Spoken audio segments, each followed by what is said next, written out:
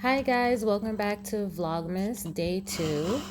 I am posting this really late in the day because, like I said before, I'm still sick. I can really breathe out of my nose, but I really want to get into the consistency of 25 days of just doing videos that I need to post on my channel and other social media accounts. So this cart is a cart that I have had for a while now. I'm thinking maybe like around like 6 or 7 months. And it has been doing what it needs to do while my building does not have any carts in the laundry room. But they figured that out recently this year.